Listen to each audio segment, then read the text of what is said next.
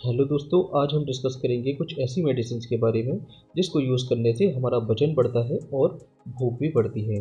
चलिए दोस्तों, डिस्कस करते हैं इन मेडिसिन के बारे में। तो यहाँ पर पहली टैबलेट आती है सिप्रोहेप्टाडाइन। ये एक एंटीहिस्टामिन मतलब कि एंटी एलर्जिक मेडिसिन होती है और साथ ही साथ ये सीरोटोनिन एंटागोनिस्ट एक्टिविटी भी रखती है। तो ये मेडिसिन भूख को बढ़ा देती है, मतलब कि एपेटाइट को स्टिमुलेट करती है। और यहाँ पर वेट गेन मतलब कि वजन बढ़ जाता है। तो ये वजन और भूख को जो है प्रमोट करती है। अब बात कर लेते हैं इसकी डोज के बारे में। तो ये जो है दिन में बीडी दी जा सकती है, मतलब कि दिन में 2 बार ये टेबलेट दी जा सकती है। तो इसका यूज़ लगभग 15 से 20 या 20 से 25 दिन तक आप इसको ले सकते हैं। तो इस मेडिसिन को लेने के बाद ड्रोजीनेस मतलब कि ऊंध आना या नींद टाइप की आना, मतलब कि वो लेजी हो जाता है पेशेंट। तो इस मेडिसिन को लेने के बाद जो है पेशेंट को ड्राइविंग नहीं करनी चाहिए। और यहाँ पर नेक्स्ट मेडिसिन आती है डेक्सामेथासोन। तो जिन मेडिसिन के अंत में अगर सोन टर्म आ जाता है तो उसका नेचर जो होता है स्टेरॉयडल नेचर होता है। तो डेक्सामेथासोन का भी जो नेचर होगा वो कैसा होगा, स्टेरॉयडल नेचर होगा। अब बात कर लेते हैं इसकी डोज के बारे में। तो ये 0.4 से लेकर 0.8 मिलीग्राम पर केजी पर डे के हिसाब से आप दे सकते हैं। इसका क्या मतलब हुआ, अगर देखिए 1 किलोग्राम का पेशेंट है कोई, तो उसको आप 0.4 से लेकर 0.8 मिलीग्राम तक आप उसको डोज दे सकते हैं। अगर यहाँ पर देखिए 100 किलोग्राम का कोई पेशेंट है तो उसको आप कितनी मेडिसिन दे सकते हैं, तो 0.4 इंटू 100 मतलब ये कितना हुआ, 40 mg से लेकर आप 80 mg तक उसको ये मेडिसिन दे सकते हैं पर डे। ये इसकी मैक्सिमम डोज होती है।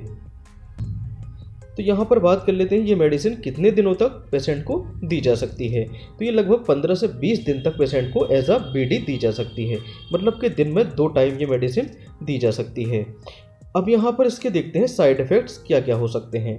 तो इसको लॉन्ग टाइम लेने से पेशेंट के चेहरे पर जो है इस टाइप के एक्नी मतलब कि कील मुहासे टाइप के बन सकते हैं। और पेशेंट का जो नेचर होता है वो चिड़चिड़ा हो सकता है, इरिटेशन उसमें आ सकता है, ओके। और एग्रेसिव नेचर भी यहाँ पर देखने को मिल सकता है। और साथ ही साथ यहाँ पर पेशेंट का जो बीपी होता है वो बढ़ सकता है। और यहाँ पर पेशेंट को हार्ट की प्रॉब्लम भी हो सकती है। तो ये लंबे समय तक ये मेडिसिन नहीं लेनी चाहिए। तो यहाँ पर सिप्रोहेप्टाडाइन और डेक्सामेथासोन को 15 से 20 दिन तक बीडी लिया जा सकता है।